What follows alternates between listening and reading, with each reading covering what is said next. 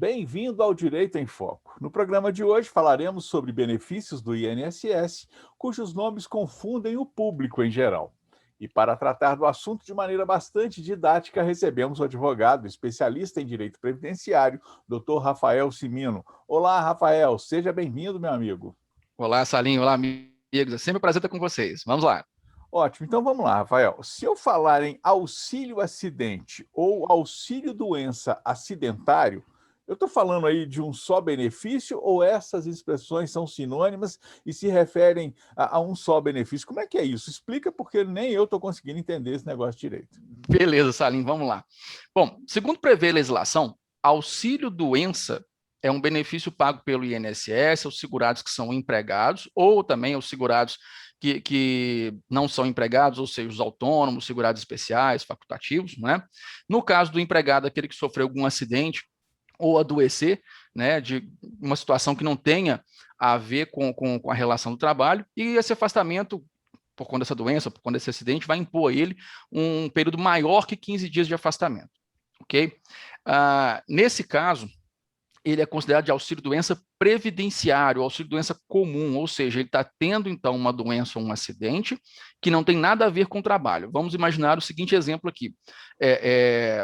Uma pessoa qualquer, um cliente meu aqui do meu escritório, está vindo aqui no meu escritório e quando está descendo a escada do escritório, ele tropeça, cai e quebra uma perna. Ok? Então, se ele for segurado da Previdência Social, naturalmente ele vai ter direito, então, a um auxílio-doença previdenciário. Bom, ou também chamado de auxílio-doença comum. Uma outra vertente do auxílio-doença que a gente chama de auxílio-doença acidentário, que é, por exemplo, se uma mesma pessoa estiver descendo a escada aqui do meu escritório, cair e quebrar uma perna, mas não um cliente, e sim, na verdade, um funcionário meu, ok? Um empregado meu. Então, ele vai ter o direito ao auxílio-doença, se esse afastamento dele for superior a 15 dias, não é? Mas essa doença dele, ou esse acidente, no caso específico do exemplo que eu dei, ele decorre de uma relação de trabalho. Ele estava indo fazer um trabalho para mim, foi descer a escada, caiu e quebrou uma perna, ok? Então, auxílio-doença é aquele benefício previdenciário, então, onde a pessoa ela vai ter uma doença, um acidente, e esse evento vai impor a ela um afastamento maior do que 15 dias, ou seja, a partir do 16º dia que ele começa a receber o benefício. A pergunta é, esse evento, acidente ou doença, aconteceu em decorrência de uma doença do trabalho ou um acidente relacionado ao exercício do trabalho? Se sim, é auxílio-doença acidentário. Se não, auxílio-doença previdenciário, também conhecido como auxílio-doença comum. Auxílio-acidente, por outro lado, é um outro benefício, né? É um benefício previdenciário, onde, na verdade, a gente paga uma indenização, a gente recebe, né? No caso, o segurado recebe uma indenização por sequelas consolidadas decorrentes de um acidente, de qualquer natureza. Então, na verdade, em que pese os nomes serem muito parecidos, né? Eles não são sinônimos, né? Parecem ser sinônimos, mas não são benefícios bem diferentes, ok? Eu vou trazer para você aqui, por exemplo, um exemplo de auxílio acidente, que eu acho que seria bastante didático, eu até gosto de falar dele com meus alunos. Vamos imaginar um digitador, uma profissão que já está um pouco em desuso, né? Mas ele ganhava por teclas batidas por minuto. É uma profissão que até uns 10, 15 anos atrás a gente via com bastante frequência, quando o computador estava começando a ganhar relevância, né? Então a pessoa ganhava por laudas, né? Ou seja, por teclas batidas por minuto. Bom, num churrasco de família, por exemplo, né? Não permitido atualmente em tempos de pandemia, mas nesse exemplo vai ser um churrasco, ele, por um acidente com uma faca muito afiada, decepou um dedo ou 2 dedos da mão dele, ok? Bom, depois de feita a cirurgia, verificou-se que ele de fato não tem condição de restabelecer o dedo no lugar, que não tem condição de ter o movimento e tal, e automaticamente está de fato sem 2 dedos, né? Passou-se o período de afastamento, de auxílio-doença, né? Porque foi um período maior do que 15 dias fatalmente, a gente sabe que uma situação dessa impõe um afastamento um pouco mais alongado. E aí, então, quando é dada alta médica para ele, ou seja, a pessoa tem capacidade para o trabalho, a pergunta que se faz é, ele consegue exercer aquele trabalho com o mesmo ímpeto, com a mesma volúpia, com a mesma destreza que ele exercia antes? Não. Então, ele vai receber uma indenização, um complemento no salário dele, que é um benefício previdenciário também, que é chamado de auxílio-acidente. Então, a gente vê, então, que, entre aspas, né, a gente fala é igual, mas é diferente. né? Então, em que pese o nome ser muito parecido ao auxílio-doença acidentário, ele é completamente diferente do auxílio-acidente, ok? Então, o auxílio-acidente, a pessoa tem condições de trabalho, ela está voltando para o trabalho e está recebendo uma complementação por conta do fato do seu poderio de trabalho, de exercício do trabalho ter diminuído. Ok? Por outro lado, o auxílio-doença, seja ele acidentário ou previdenciário, o auxílio-doença tira ele do seu trabalho, afasta a pessoa do seu trabalho, ela não tem a menor condição de exercer o trabalho. Né? Então, você vê que são pré-requisitos diferentes. Auxílio-doença, incapacidade para exercer o trabalho. Auxílio-acidente, capacidade para exercer o trabalho, mas não mais com a mesma condição de outrora. Okay? Um outro exemplo bem bacana que eu gosto de falar de auxílio-acidente é o caso do carteiro, por exemplo. Né? A gente via muito em desenho animado que carteiro era sempre perseguido pelo cachorro, né? Então eu dou o exemplo didático na sala de aula de que o carteiro ele foi perseguido por um cachorro era um cachorro muito grande, muito forte, e aí, por um infortúnio qualquer, né, sendo bem extremista, o cachorro mordeu ele e arrancou a perna dele. Bom, nada contra os carteiros, tá? Mas só um exemplo.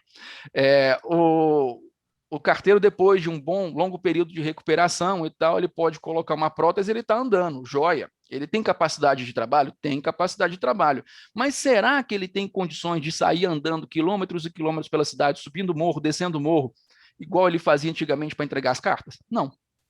Então, ele vai ser removido naturalmente dentro da função, e em função dessa perda de condição de trabalho que ele normalmente teria, né, ele vai receber esse benefício de auxílio-acidente.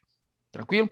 Sobre o auxílio-doença acidentário, o auxílio-doença previdenciário, eu acho que seria bacana também eu tecer algumas considerações a respeito dos dois, porque, como eu já disse, já há uma diferença por conta da origem de um benefício e de outro. Né? Um deriva de um acidente qualquer ou de uma doença qualquer, o outro deriva de um acidente do trabalho ou uma doença do trabalho. Né? Agora, pontos interessantes sobre esses dois benefícios seria a respeito da carência. A carência do auxílio-doença previdenciário, ou seja, aquele comum, aquele que não decorre de um acidente do trabalho, de uma doença do trabalho, é de 12 meses, ou seja, a pessoa precisa estar trabalhando e contribuindo regularmente há 12 meses, pelo menos, para a partir do 13º mês, um evento, doença ou incapacidade qualquer que sobrevenha, a pessoa venha receber o benefício. Por outro lado, no caso de um acidente do trabalho ou doença do trabalho, não existe carência. Ou também para doenças graves, tá? Não existe carência. Então, nesse exemplo que eu dei, de um funcionário meu descendo uma escada para ir fazer um trabalho para mim, ele caiu da escada e quebrou uma perna, ele pode ter sido contratado ontem, que ele já tem direito ao auxílio-doença, ele não precisa de estar há 12 meses pagando contribuições regularmente.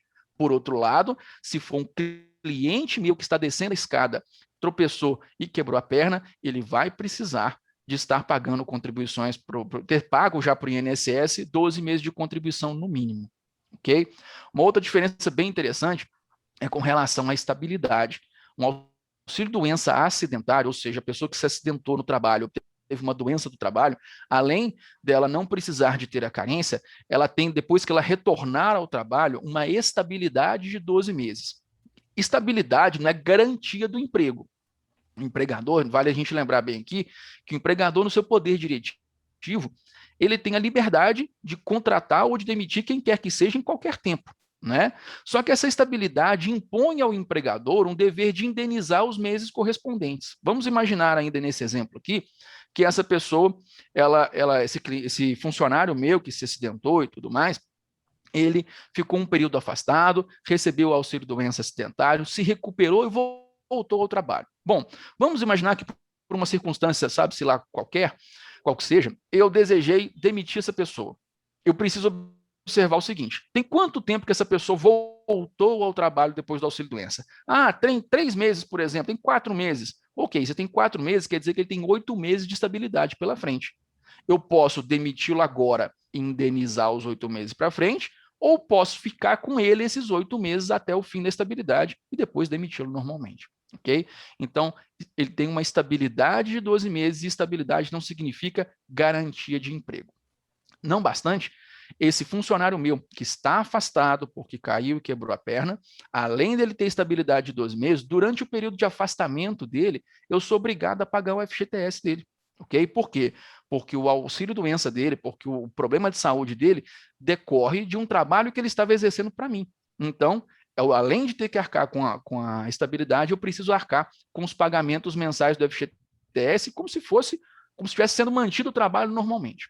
Ok? Por outro lado, no caso do cliente que também desceu a escada, também tropicou e também quebrou a perna, por não ser empregado meu, por esse acidente não decorrer da relação de trabalho, essa pessoa, ela pode pedir auxílio-doença, como eu disse? Pode pedir. Ela tem carência de 12 meses, ela não tem estabilidade, né? E, naturalmente, o empregador dela não vai precisar de ficar pagando o FGTS, porque o motivo do afastamento não tem relação com o exercício do trabalho.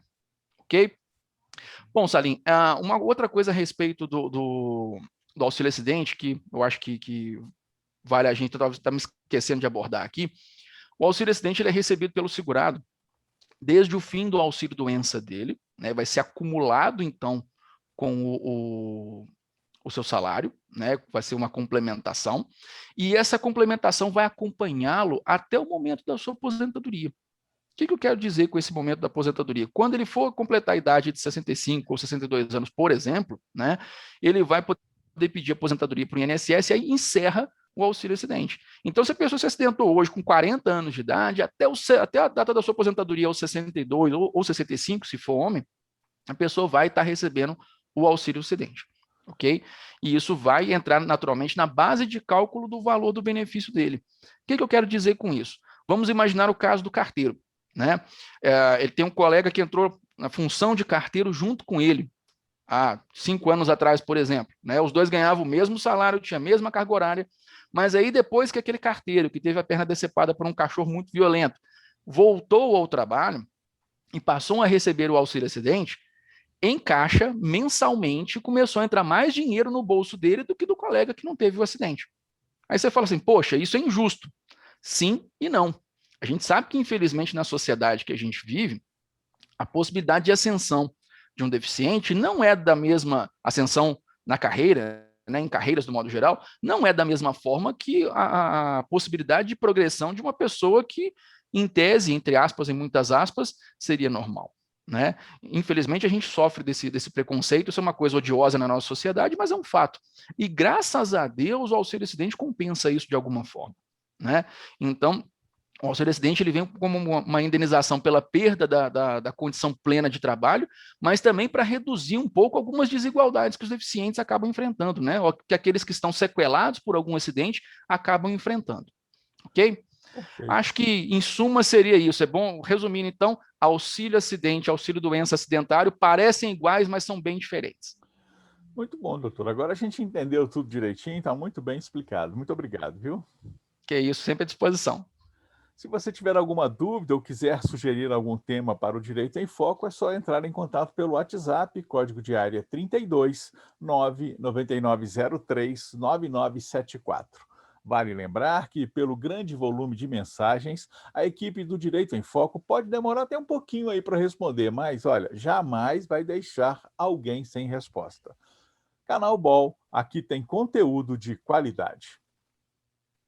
Olá, o Barbacena Online convida você para participar de nosso canal. É muito fácil, curta o vídeo, clique no botão de se inscrever aqui embaixo e no sininho para receber notificações sempre que tivermos um novo vídeo. Aqui tem conteúdo de qualidade.